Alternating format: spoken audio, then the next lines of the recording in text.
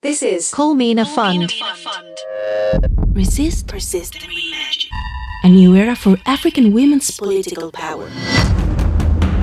Welcome to Season 2 of Culmina Fund's podcast, Resist, Persist, and Reimagine. A new era for African women's political power.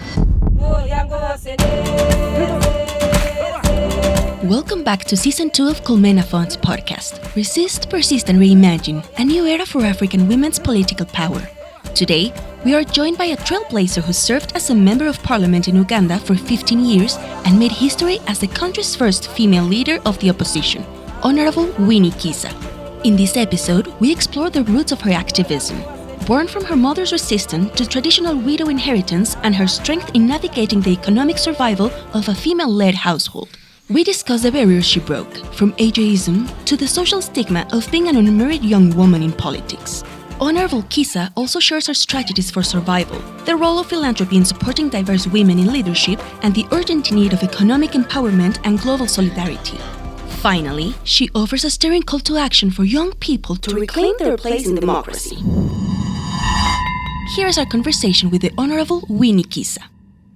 It is my distinct honor to be sitting to a woman leader that I admire, I've read about, and today I am blessed to have her in our presence, a former member of parliament in Uganda who served for close to 15 years and also the first woman leader of the opposition. We must underline that.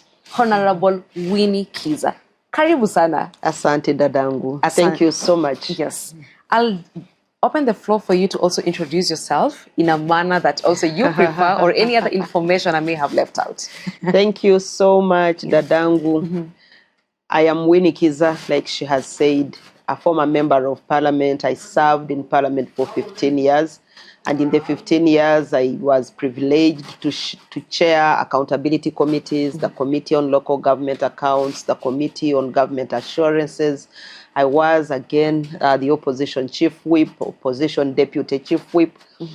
And of course, I was again privileged to be appointed the first female leader of the opposition, a position that made me the first female CC independence in the government of Uganda. And before I came to parliament, I had served as a district councillor for my sub-county, back home in the district council. I served in the district council for 8 years, and during the 8 years, I served in many portfolios as a secretary for finance and mobilization and administration, then secretary for social services. And yes, I think this was the springboard for my political journey. I'm a mother, I'm married, I'm a mother of 5, including a set of twins. So back home, they call me Nalongo, meaning the mother of twins. Oh. But I'm passionate about social justice, human rights, and of course, women's participation in leadership. Awesome. Just to now take us from what you've just shared about your journey. Yeah. What really inspired you to venture into politics and your activism journey? My activism journey and the decision to become a politician was a combination of so many things. Growing up as a young girl, I witnessed a lot of injustice meted upon women, and specifically my mother. When my father passed on, in our culture we have this notion of widow inheritance.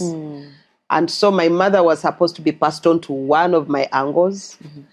And I think she was the first Mukonzo woman to say no to that cultural norm of widow inheritance. She said, I married one man in this family and I don't want to be passed over to another man. I'll take care of my children and I will be here as a wife. And this did not go well with the elders of the family. So she was looked at as a rebellious woman. She was looked at as a woman who is indisciplined. And so they abandoned her with 7 children. So she took care of all of us, the 7 children. And it was tough. It became tough. Our father was a teacher. And our mother was a community mobilizer, community worker, but basically home manager.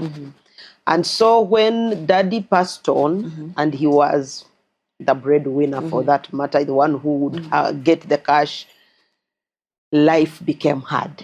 So when life became hard, I saw her struggle as a woman, as a single woman, and with so many children, with so many responsibilities. But among the many things she did to get money in the house so that she pays for our school fees was to bake pancakes. And so we started vending these pancakes. So in the process of vending the pancakes, we would take them to school. And I saw many of the other women in the community who were widows suffering. I saw women not being given a chance to speak. I kept telling myself, this situation can change. This situation can change.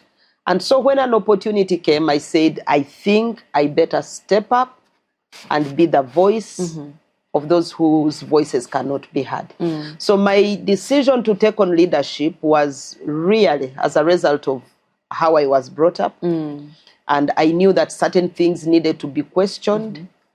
Not that I wanted to be rebellious, but I knew that that was the fairer way of doing things, that certain things must be spoken about. And so I said, I must be a voice for the women, most especially those who cannot be able to speak for themselves. And that is how I became a woman councillor. By the way, I was not yet married at the time I decided to become a councillor. And that is another story also because it became a tedious issue. It became a challenging process. At the beginning, I couldn't make it. I lost the election. But I didn't give up because there was this thing driving me. I must keep trying and making sure that I change the narrative. And so, well, it didn't take long. I was lucky that when the election ended, the person who won resigned after 2 months. And after those 2 months, I then again showed up, still unmarried, still very young and fresh at the age of 25. So I came up again and started contesting.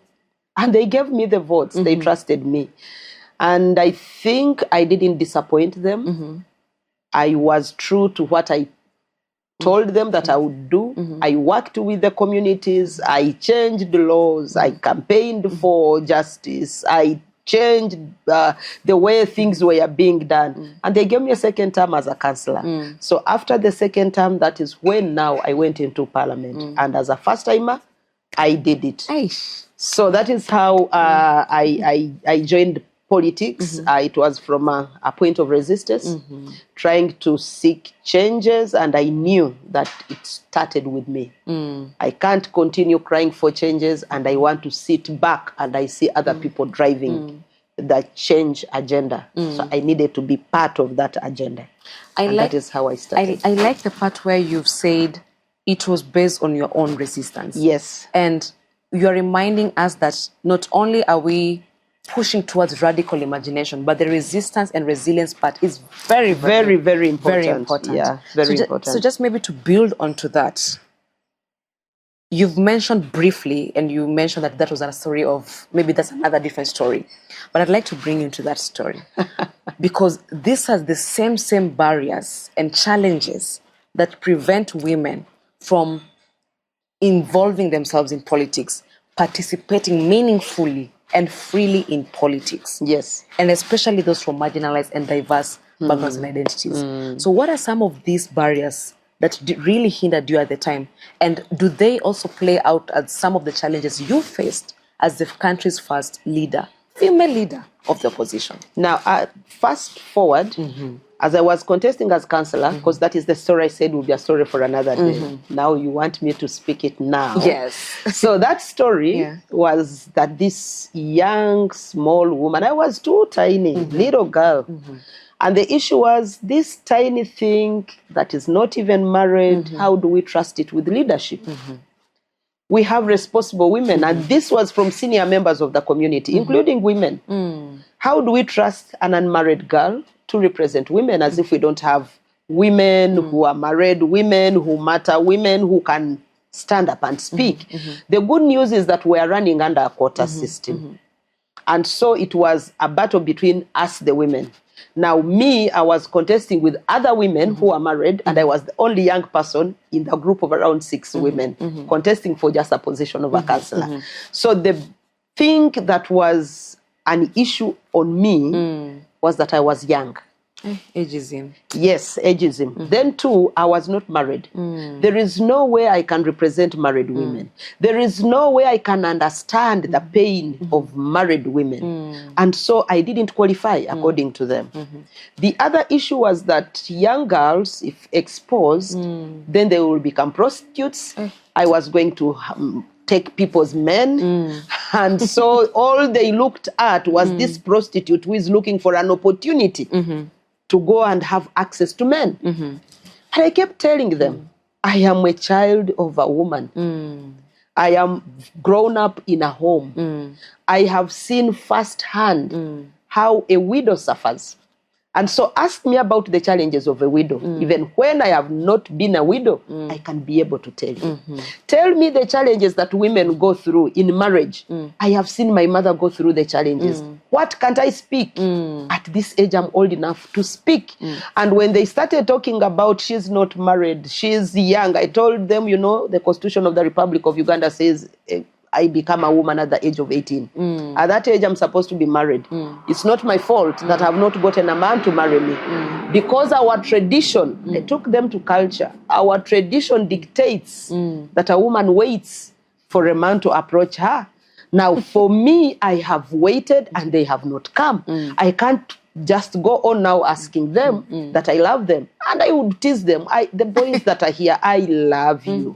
And you really look amazing. If I had the opportunity, I would have come to you. But because culture doesn't allow me to do so.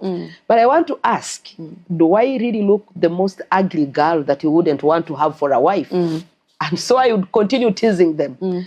I am doing one thing that culture does not want me to do.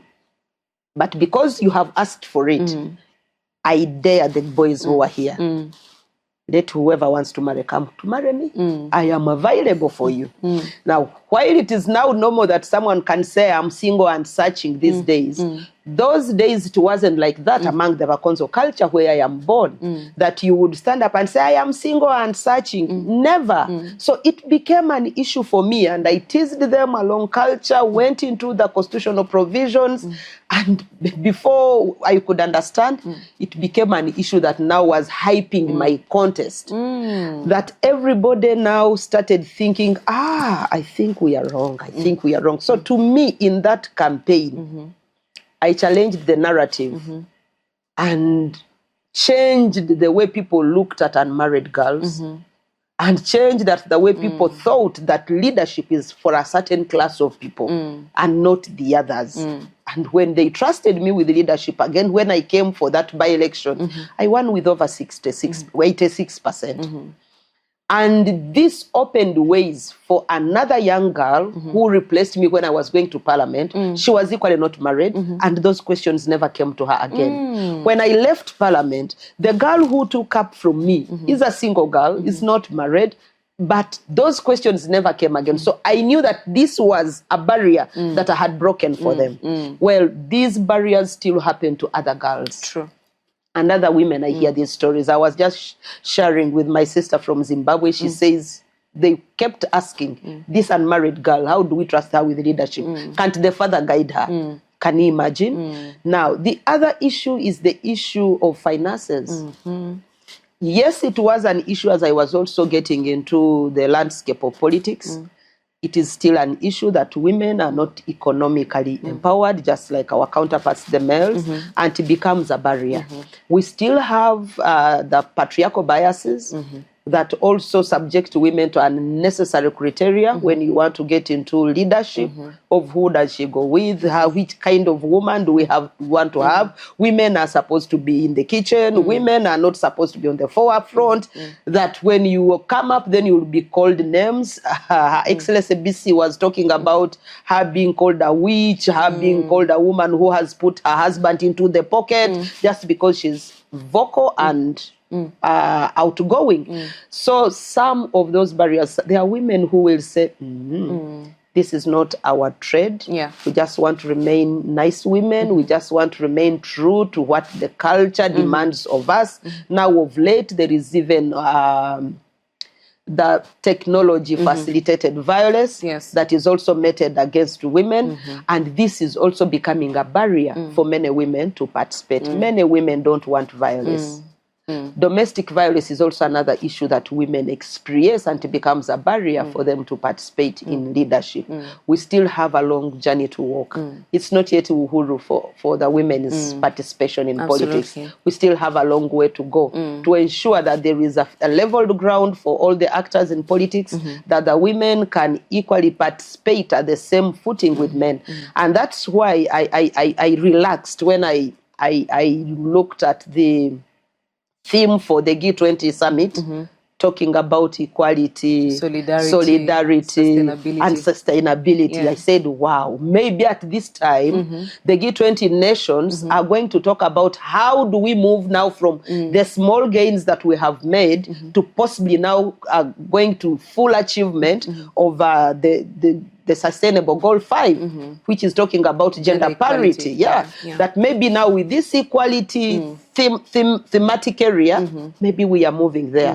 And that, yes, there will be solidarity from all sectors of life, that the men will equally know that we need each other, and therefore we must work together if we must sustain the gains that we have so far achieved. And I just want to thank the Coleman Fund for ensuring that this event happens on the sidelines of the G20. Of the G20.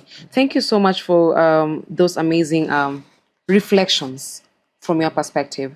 Now, we've spoken largely around the barriers, the challenges, which is very important for us to acknowledge and name them and point them out.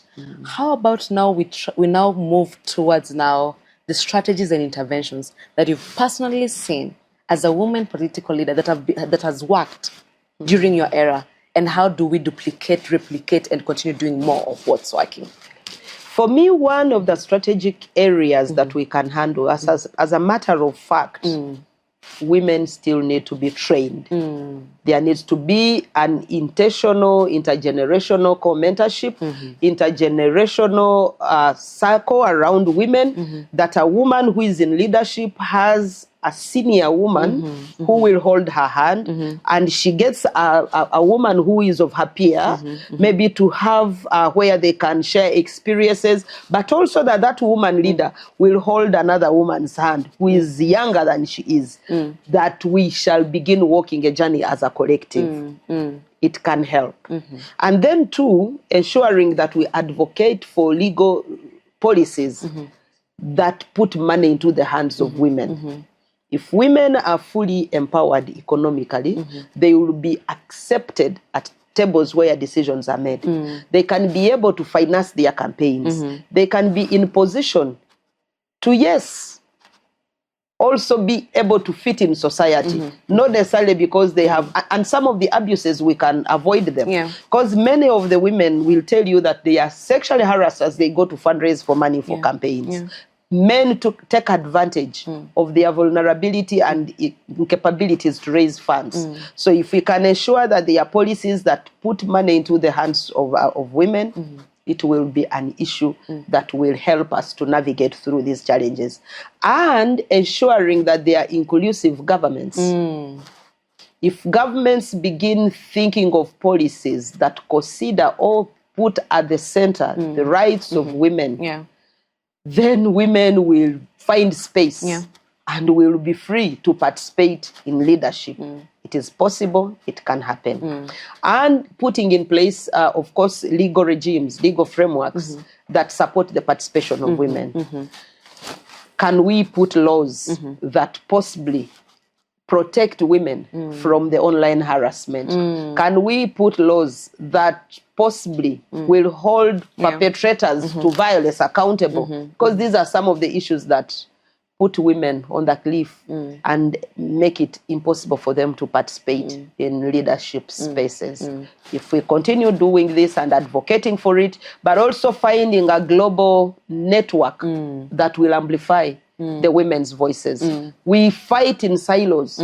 Each woman is fighting on her own. If possibly we can come as a collective and know that when one woman is in danger, all of us are in danger. That an attack on one of us is an attack on all of us. And we all come up. I know we can make strides. Maya Angelou actually stated that when a woman stands up for herself, Yeah. she stands up for all Yes. women. And building on the online harassment, domestic violence, sexual and gender-based violence, femicide, and the likes, GBV, or gender-based violence and femicide, have largely been a part of the conversation around this year's G20 summit in Johannesburg. So how can African women show or demonstrate and be part of solidarity and also holding space for gender-based violence survivors? It still goes back to the collective that I talked about, global networking, knowing that an attack on one of us is an attack on all of us, that when one woman raises, it's all of us that are raising. I give you an example of what is happening in Tanzania right now. What happened as Her Excellency President Suluhu was being elected, they are holding it against all women and not Suluhu alone. Yes. So a mistake committed by one woman is a mistake for all the women. While a mistake committed by a man, it's his bad, it is him, not all other men. Other men will go scot-free. So in the same way, where there is gender-based violence, it doesn't affect only the victims. All women should be concerned worldwide. And it's the reason we are gathered here, to show solidarity with other women, most especially who are here in South Africa. The rates at which femicide and gender-based violence are increasing in South Africa is worrying. And this must be worrying all the women in the whole world, that what is happening here should affect them. And so they should all be bothered. In my country where I come from, we managed as a women's caucus in parliament to put aside our party affiliations and look at how to move forward to come up with a gender legislative agenda. And it was during our coming together that we managed to pass the domestic violence bill. We were able to pass the prohibition of genital mutilation. We were able to pass the trafficking in persons. We were able to pass the Women Castle Act. We were able to pass the Youth Act. We were able to pass the Children's Act. Because we were standing together in solidarity. So there is need for us to come up with a team of women. Call them Pan-African women, call them a global team of women that will stand in solidarity with whichever woman is facing injustice.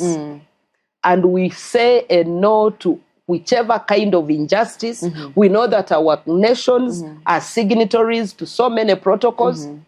They say now the Maputo Protocol and all these, the Geneva Conventions. CEDAW. CEDAW, Geneva Conventions, Maputo Protocol, they are signatories to this. And majority of these protocols and legal instruments speak to the fact of non-violence against women and condemning all forms of violence, but they will still face the violence. And there is nobody who is holding them accountable. So if we can have a group of women. I got inspired when Fazai from Zimbabwe said that when she was being harassed and her government wanted to take her to prison for 20 years, and then former President, Her Excellency Salif Johnson, tweeted and said the whole women's movement in the world is watching. The government went a bit low. They went slow and started changing the ruling that they had given to the sentence that they had given her.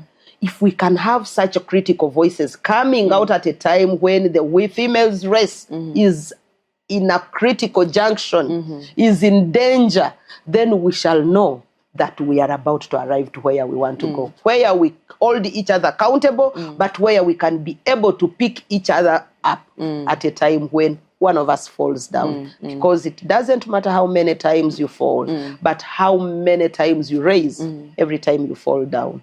And so even to us as women leaders and those who care about issues that concern women, we need to come together as a collective. Exactly. So that we demand for accountability, we reason together, we amplify the voices together. But if we continue letting each woman to fight on their own. On their own, yeah. They are in wells, and we are not pulling them into the ocean.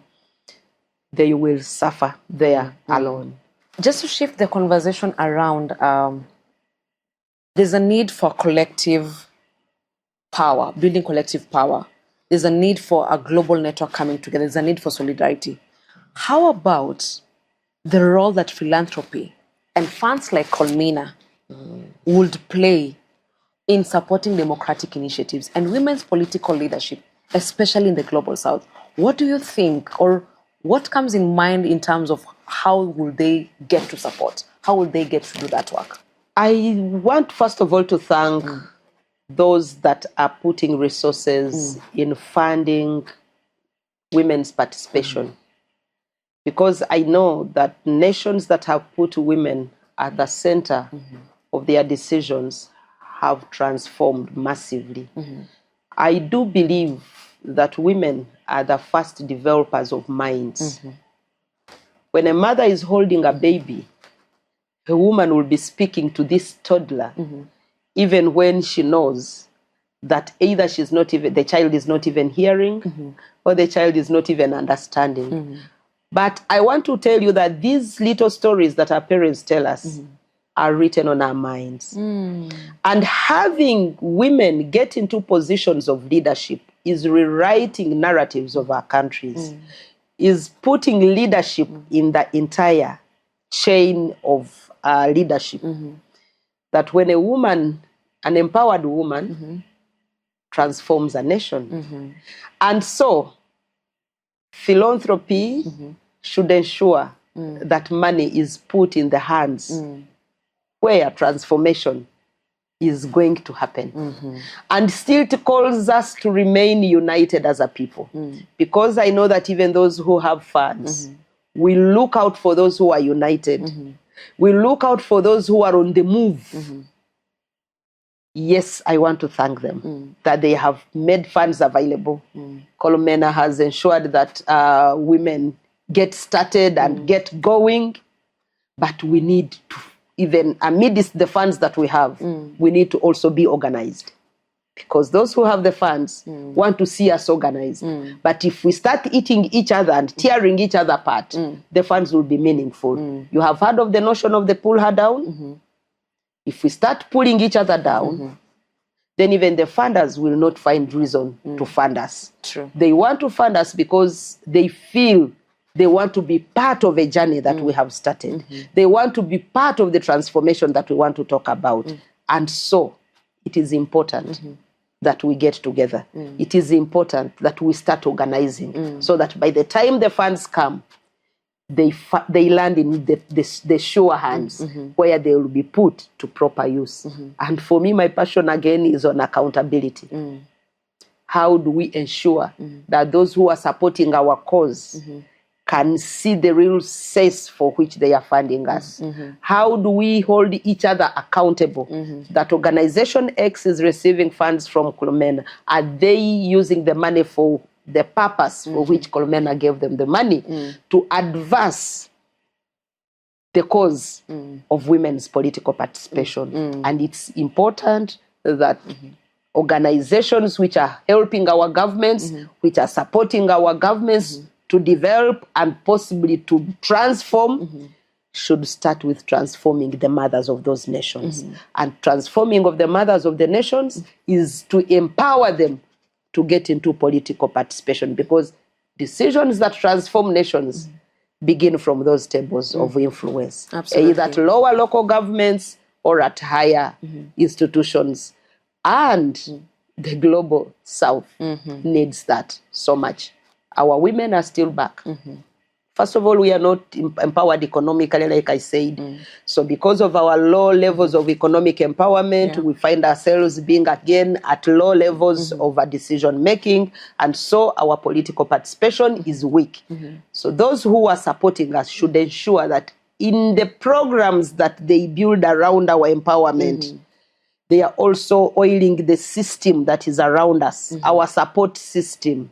How do you create an enabling environment? How do you ensure that these women understand that there is violence online? How do you ensure that these women can understand how to use technology to advance their cause and reach out to many? There is a lot that needs to be facilitated, but also enabling us to have networks. How do you support the women politicians to have accessible networks that they can learn from? Many times we have a problem that when I'm in politics, I am still around myself, around my country, around my village, and I don't get to understand what is happening in the rest of the world. So it is equally important that those who are supporting our work should also involve the issue of exposing us to understand what is happening in the outside world. In the traditional African community, many of the parents, many of the communities were not looking at the education of the young girls. And so many of our young people, even when they are into leadership, their levels of education are still low. And it is one thing that makes the women's participation in politics a little bit minimal. Their contributions towards debate in parliament is at some point at lower levels as compared to their counterparts, the males. Because one, the males have networks from which they draw some wisdom. While the women, every time you are moving from the chambers, you are running home to go and do care work, which the men don't do. Even when you are a woman member of parliament or you are a senator and your spouse is equally a senator, for him, he will expect you to be home and find the meal ready, while for him, he's networking. So can they have a support system, those who are funding us, that enables us to be exposed beyond our territorial boundaries? It is important and it helps. Because coming here to this meeting in South Africa has enabled me to meet many more other women whom I didn't know. I've been able to share a lot of experience from the other sisters, and I get to understand that I'm not alone. I get to understand that there is someone I can call and I say, hi, I have a challenge. How do I have it sorted? I have been able to hear their challenges as well, and possibly I can be of help. And so also increasing our networking and amplifying of voices should be one of the things that our philanthropy And fund. should fund. Yes. Thank you so much. As you wrap up, maybe with your parting shot, and where from the standing point that you are at currently, how are you reimagining democracy in your country, in Uganda, in the spaces that you walk into, in the communities that you still serve? In Africa, democracy is kind of going to the sidelines. Many countries still believe in participating in democracy. But if you also look at the survey that was done by the Afrobarometer, it says many of the African people still believe in democracy, but they are not satisfied with the outcome of democracy. Okay. That possibly we want to reimagine democracy that works for us. That we want to reimagine that we can put people into places of leadership and they serve us. Because democracy is about choosing people who will represent us, represent our needs, and be in position to do, to serve us the way we intend to be served. But reimagining democracy means putting the right people into the right places. Putting people who will care about their populations, right? That when I have Winnie as my member of parliament, I will know that she will know she's accountable to me. She will know that she will come and consult me on a daily to find out how we feel about certain situations when they are doing legislations. Are these legislations they are doing for the people, for the common person, or they are for the advancement of their welfare in their own way as people who are in leadership? So reimagining democracy means centering people's issues and putting the right persons in the right places for the good of the communities, and ensuring that we don't just have frequent elections, but we have free and fair elections, that we shall imagine that everybody will fully participate, because the principle of justice, fairness, participation these are key ingredients of a democracy. Freedom of speech, rights of service is another ingredient of democracy. So where we see that violence is taking the center stage in our democratic processes, that they are being militarized, that they are being commercialized and monetized, that there is a lot of excessive abuse that is going on unchecked, there is need for us to rethink and reimagine democracy so that we put our democracy to the right path. We seem to be going offline. Or maybe we are finding ourselves offside on that clear track of a democratic path. Thank you so much for that, Winnie. Maybe if you could just share one parting shot. If you were to advise maybe a young person who'd want to venture into politics, what would you advise them? To a young person who would like to venture into politics, I will say it is possible. Please step forward and do it. One other thing that you need to do is to learn from either the mistakes that the ones ahead of you have committed and learn from their strength and see how best you correct the mistakes and empower yourself or soak yourself into the achievements that they have made so that you can be a finer person than they were. Have role models, have mentors, and reach out to those that you think make life worth living in terms of democracy so that they can hold your hand and they take you through the processes of life. It may not necessarily be an easy task because leadership per se is not an easy task, but you need to take that risk. I took that risk, and I know another young person can take a risk. Yes. You just have to defy the narrative and defy what other people may think is the norm. That you are a young person, you don't have to be hard. But I just want to tell the young people that we cherish you, we value you, because you now know much more than we know. When it comes to campaigning technologically, you are a step ahead than how we used to do it. While some of us think of door to door, for you are in the air. Exactly. Let the sky not even be the limit, because there are those who have gone beyond the sky, and that's what we wish for our young people. You can't keep saying you are there represented when someone tells you we are doing it for you and you are not there. It's not for you. They can't do it for you. They can't say it is yours and you are not part of it and you think it is yours. Be in those spaces where decisions are made for you to be able to control the narratives about young people.